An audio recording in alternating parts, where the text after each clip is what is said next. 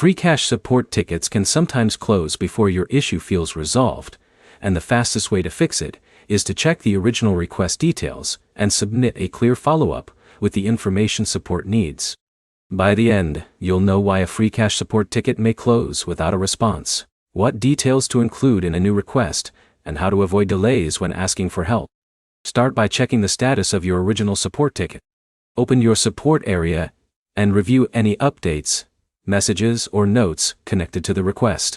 A closed ticket does not always mean the issue was fully solved, so confirm what happened before creating another request. Next, identify the exact issue you need help with. Freecash users may contact support about different problems, such as offer completion, account questions, payment concerns, or missing rewards. Explaining the specific problem helps support understand what needs to be checked. When creating a new ticket, include the details connected to the original problem. Add your account information, explain what happened, describe the steps you already completed, and include any proof that supports your request. Screenshots, confirmation messages, offer details, and dates related to the issue can help support review your case more efficiently. Keep the information organized so the team can quickly understand the situation. Avoid sending a short message that only says your ticket was closed.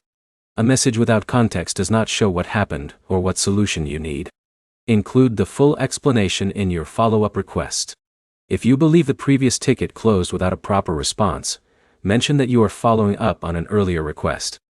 This gives support more context about why you are contacting them again.